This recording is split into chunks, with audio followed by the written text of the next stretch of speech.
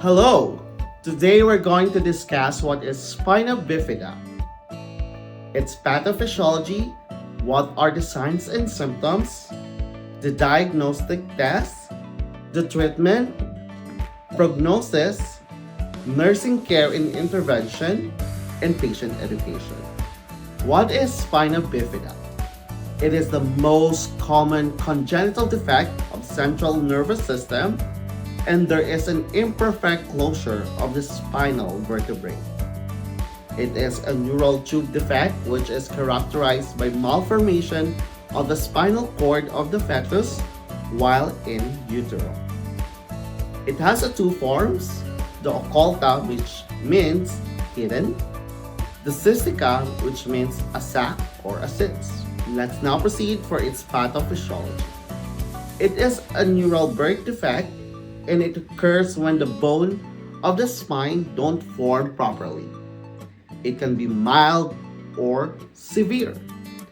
The exact cause is not fully known. Spina bifida occulta is a mild form where there is a gap or missing spine and no bulging out of any structures. This is usually happen at the lower back, specifically at the level of L5 and S1. No treatment is necessary unless signs of nerves or muscle problems occurs. Next is the spina bifida cystica. There is a buildup of fluid protrusions of a sac that is exposed outside the body at the lower back, and there are two types. The meningocele, which is characterized by a presence of membrane or meninges and cerebrospinal fluid. The meningomyelocele is more severe as the protrusions is composed of membranes as well as the spinal cord and nerve roots. Hydrocephalus is a common complication of spina bifida. It is a buildup of fluids within the ventricles of the brain. And because of impaired circulation of CSF, the pressure increases within the ventricles. What are the signs and symptoms of spina bifida? First, there's a visibility of the sac or bulge at the lower back or a patch of hair in the lumbosacral region. There's a weakness or paralysis of lower limbs, legs, feet, and hips, and they might have less sensations in this area. You can have a trouble walking or problem in walking. And lastly, there can be a bladder or bowel dysfunction, urinary incontinence, or constipation. Now I'm going to proceed with diagnostic test which is done in prenatal and postnatal. Now let's begin with prenatal. First, maternal serum alpha fetoprotein, which is also called MSAFP. A sample of mother's blood is taken to measure the level of protein, which is called alpha fetoprotein, which is naturally made by fetus and placenta. This test is done at 16 to 18 weeks of pregnancy, which is second trimester. During normal pregnancy, small amount of AFP normally crosses the placenta and enters the mother's bloodstream. Abnormally, the high level of AFP may indicate but unnecessarily confirms that fetus has spina bifida or other birth defect including Down syndrome and other chromosomal abnormalities. So, the doctor may request additional testing including ultrasound and amniocentesis. Ultrasound. Ultrasound is done after 12 to 14 weeks of pregnancy.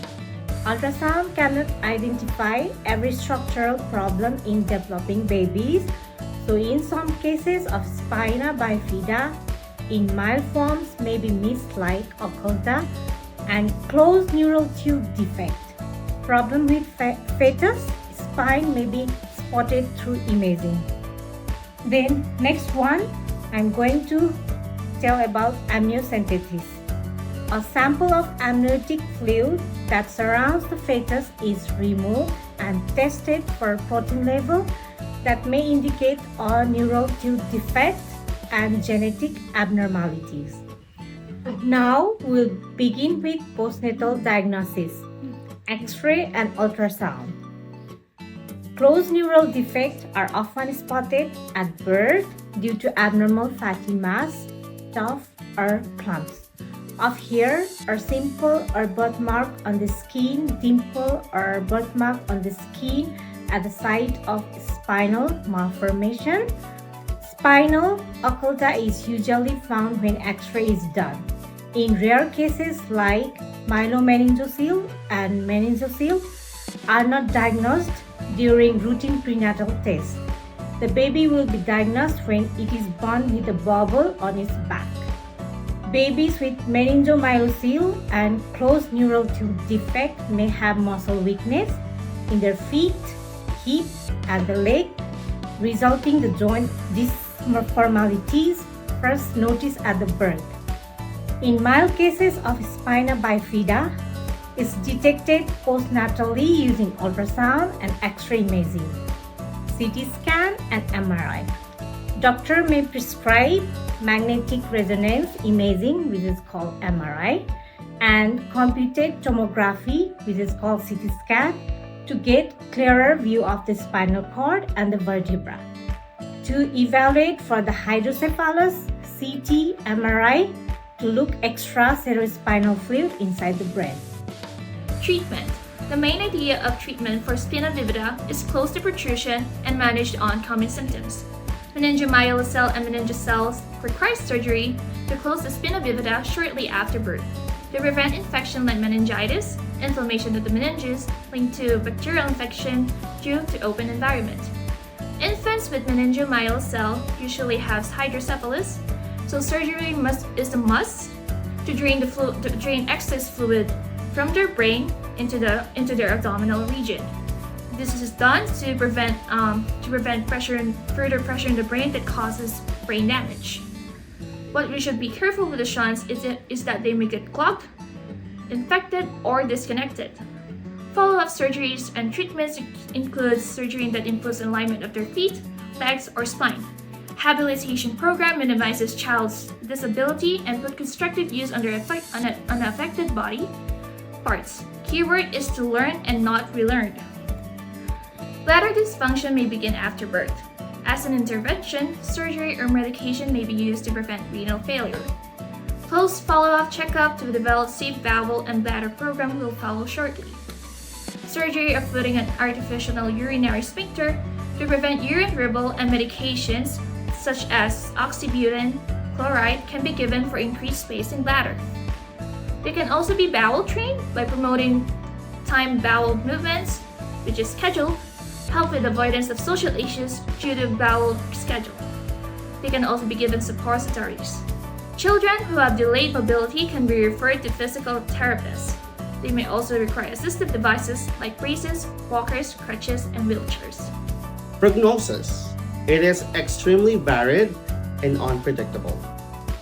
Years ago, less interventions and fewer treatment is available. Someone with severe spina bifida had a high chance of dying from complication. But today, more than 80% of infants born with spina bifida survive with surgical and medical treatment. Although complications from paralysis, hydrocephalus, urinary tract deteriorations threatens the well-being of the survivor, the outlook for normal intellectual function is good. Nursing care and interventions. First one is prevention of infection or injury to the sac. And then the next one will be applying moist, sterile dressing on the sac to prevent it from drying. Also, correct positioning to prevent pressure on the sac or any other deformities. The infant should be in prone position with pad between the legs. It may be supported in side-lying position to provide relief, and this position can lessen the arms and hips movements. Adequate nutrition and hydration is important, as well as skin care, in particular with incontinent urine and feces. Now, let's do with what we need to monitor or record. The size and area where the sac is located, any noticeable deformities or movement of extremities. Head circumference is measured in related to any possible hydrocephalus complication and also observation of the fontanelles. For post-operative nursing care, we need to monitor the vital signs to detect any signs of infection or respiratory distress, monitoring signs of increased ICP, which can be irritability or vomiting of the infant, regular positioning to relieve the pressure on the surgical site and to prevent further complications. Shunt can be placed if hydrocephalus is present to allow extra cerebrospinal fluid to drain in the abdomen. For additional post-operative nursing care, wound care is necessary to prevent infection and promote healing. Monitoring of sinus infection, including redness, swelling, or any presence of dryness. Urological monitoring because of urinary incontinence. Applying pressure above symphysis pubis to empty bladder. Older children can be taught on how to clean catheter if indicated. For patient education, the intake of daily multivitamins containing 0.4 mg of folic acid before and during conception can reduce the neural tube defects such as Spina Bifida.